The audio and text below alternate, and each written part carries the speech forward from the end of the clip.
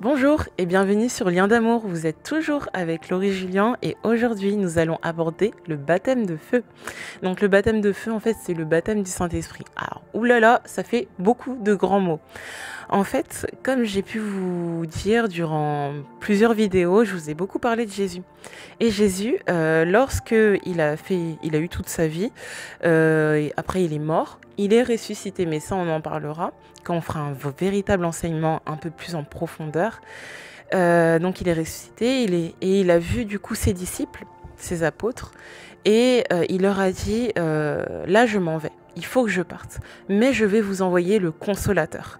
Et le consolateur, en fait, c'est le Saint-Esprit. Il a dit, je vous enverrai, donc il faut que je parte pour vous envoyer, en fait, le consolateur. Si je reste là, je ne pourrai pas l'envoyer, parce qu'en fait, c'est le Saint-Esprit. Et donc, le Saint-Esprit est quelque chose de formidable.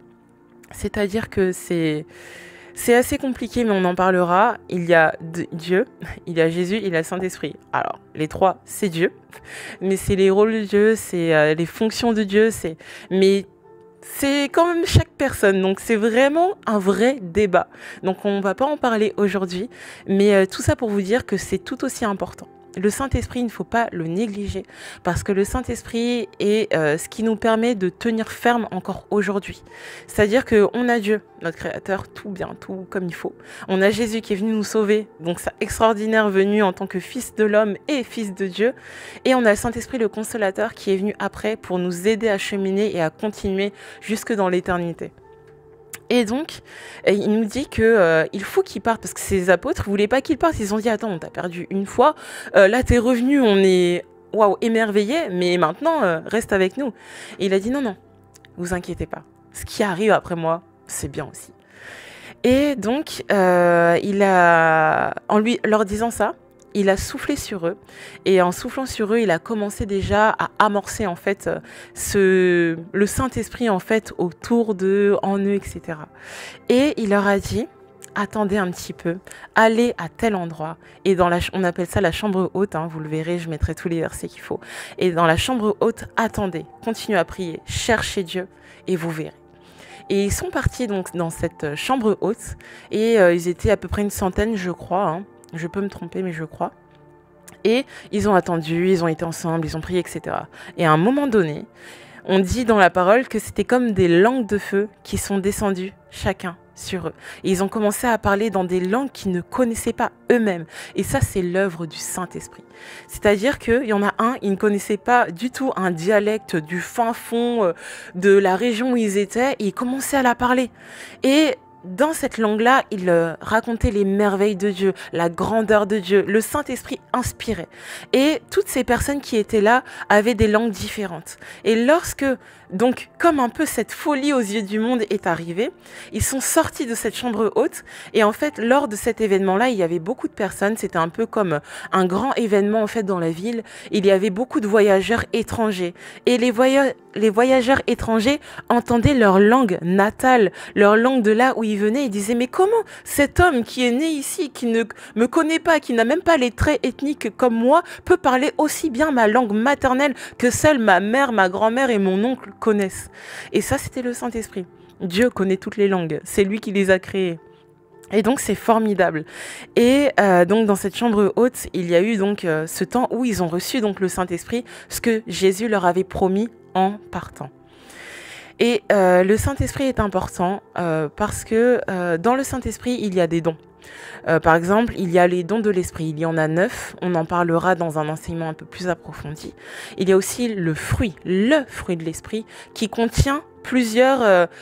on va dire plusieurs domaines importants comme l'amour, la joie, la patience, la bienveillance, la douceur, plein de choses comme ça qui sont importantes en fait pour qu'on apprenne à s'aimer soi-même et à aimer l'autre et à vivre ensemble et en fait à apporter vraiment la lumière que Dieu nous demande d'être en fait tout le temps de notre vie ici.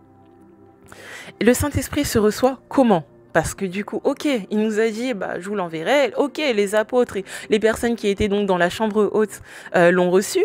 Mais nous, aujourd'hui, comment est-ce qu'on reçoit le Saint-Esprit ? Parce qu'attention, c'est une promesse qui a été pour eux, mais elle est aussi pour nous aujourd'hui. Elle ne s'est pas arrêtée juste à la chambre haute. Le Saint-Esprit se transmet par une prière. Elle se transmet quand on demande à Dieu, en fait, tout simplement. Seigneur, donne-moi le Saint-Esprit. Il peut te le donner, tout simplement. Le Saint-Esprit se manifeste de différentes façons. On en parlera de façon plus détaillée, parce qu'il y a beaucoup d'actions que font le Saint-Esprit, que fait le Saint-Esprit. Voilà. Mais en tout cas, c'était pour vous expliquer un peu ce que c'est. Et donc, le baptême de feu, c'est à ce moment-là. C'est quand nous recevons le Saint-Esprit. Et on le reçoit en général, ça dépend, mais en général par un parler en langue inconnu. Parce que il y a les langues connues. Par exemple, dans la chambre haute, il y en a beaucoup, ils ont eu des langues connues, mais qui leur étaient inconnues. Donc ça, c'est marrant. Mais il y a aussi le côté où c'est une langue inconnue, le langage des anges. C'est vraiment le langage spirituel.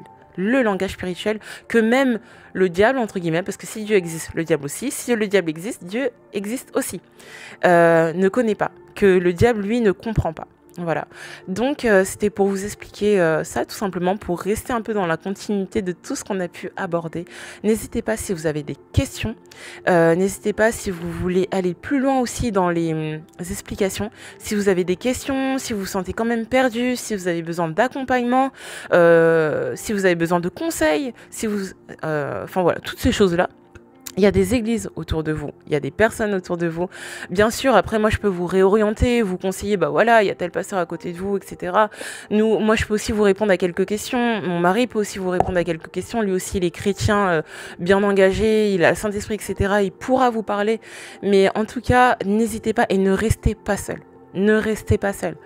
On est vraiment là pour s'aider entre nous et ça sert à rien en fait de s'enfermer, de se dire bah je ne sais pas, je comprends pas, je laisse tomber. Non, ouvre-toi, pose tes questions, il n'y a aucune question bête et je suis vraiment contente d'avoir fait cette série de petits enseignements vraiment importants et basiques sur le pari de ton éternité, sur le chemin, la vérité et la vie qui est Jésus, le baptême d'eau et le baptême de feu.